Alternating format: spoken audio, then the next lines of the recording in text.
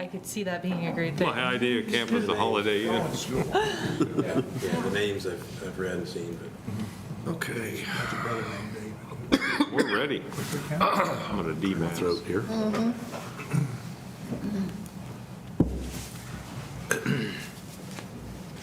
Okay, Carla, would you take a roll, please? Yes, Mark Arnold, Here. Whitney Hull, Here. Walker Henson, Marvin Kusick. Here. Eddie Mack, Cole Ream, Here. Don Roberts. Here. James Simonek, David Trojan. Here. That is a quorum. Thank you, Carla. I hereby call this meeting to order. First item on the agenda is to consider the approval of minutes of the November 16, 2020 MAPC meeting. Move the approval. I have a motion to approve. Second. I have a motion and a second to approve the minutes. All those in favor, aye. Aye. Those opposed? That motion carries. The next item on the agenda is zoning. Hold a public hearing and provide a recommendation on an ordinance amending the Enid Municipal Code 2014, Title 11, entitled Zoning, Chapter 10, entitled Supplemental Zones, Article A, PUD Plan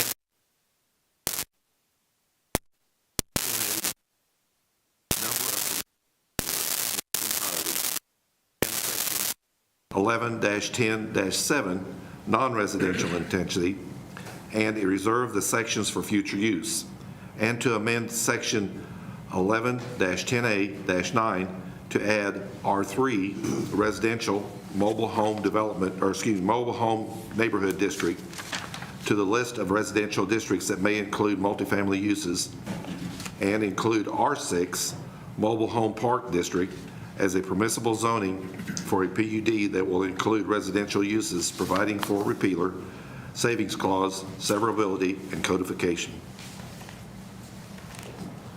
Carla? Carol's going to give this. Okay, so I'll kind of explain it, and then we can open it up to the public, and I don't really think that there is a public, because I think the resident is here for the lot split. Okay, so a previous plan, comprehensive plan, talked about densities and intensities, and we've moved away from that. So all of this formula, we don't have the comprehensive plan that talked about that. So that's why we've taken out those two sections. Then the next section does provide the residential zonings, and we added in R3, and you know, now that I'm, well,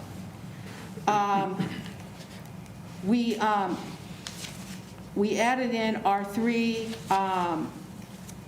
for a particular reason, but there really isn't any reason why R3 shouldn't be able to have a PUD. Partially, and also when you go down to number 2, we added R6.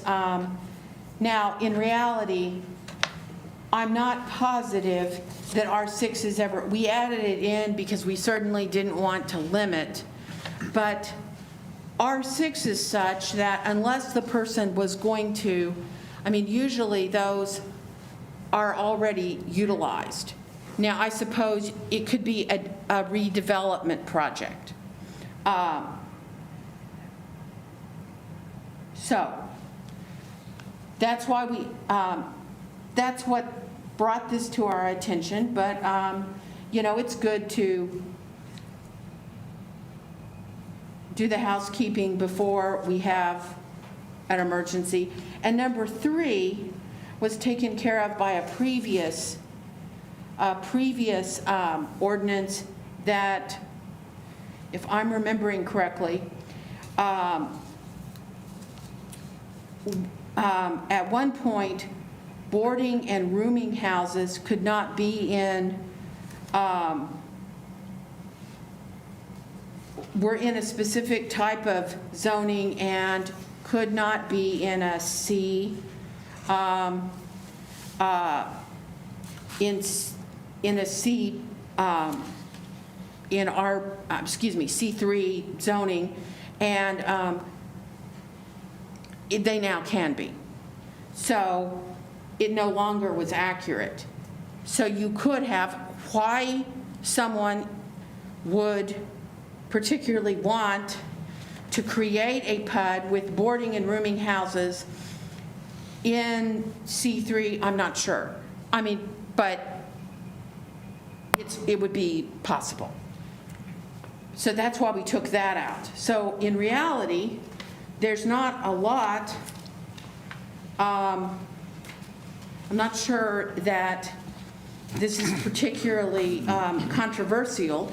Now, particular PUDs could be controversial, but with the changes here, just open up, the whole idea of a planned unit development is, as Chris discussed, to allow a developer to come up with their own idea and to be more flexible. And then it's up to you all and the city council to decide whether that fits for the community in the location or not. But this makes the PUD theoretically more flexible. But it also, of course, with flexibility means that your job is more important, because you've got to decide when it's appropriate and when it's not.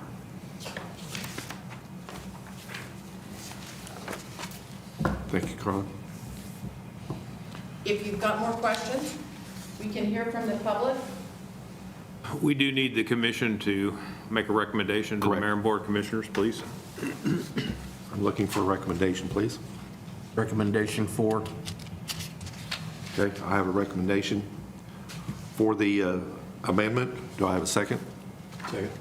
I have a recommendation and a second for the amendment. All those in favor, aye? Aye. Those opposed? And that motion carries. Thank you, Carla. Next item on the agenda is a lot split.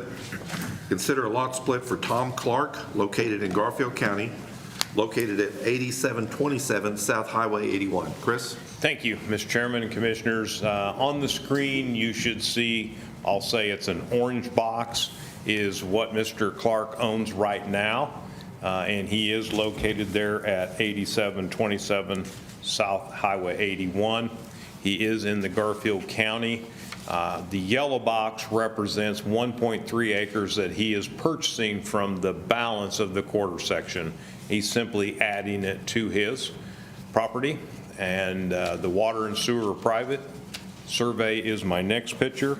It is recommended for approval. May I answer any questions you have? Mr. Chairman, move to approve. Second? I have a motion to approve and a second. All those in favor, aye? Aye. Those opposed? And that motion carries. Next item on the agenda is adjournment. Do I have a motion to adjourn? I did not participate in the vote. Oh, I'm sorry, I didn't hear that, but, Thank you, David. okay. Motion to adjourn? I have a motion to adjourn. Second. Motion and a second to adjourn. All those in favor, aye? Aye. Those opposed? We're adjourned. Thank you. Merry Christmas. Thank you, Merry Christmas. Quick announcement, it's the fourth Monday in January, and Yes. it'll be the fourth Monday.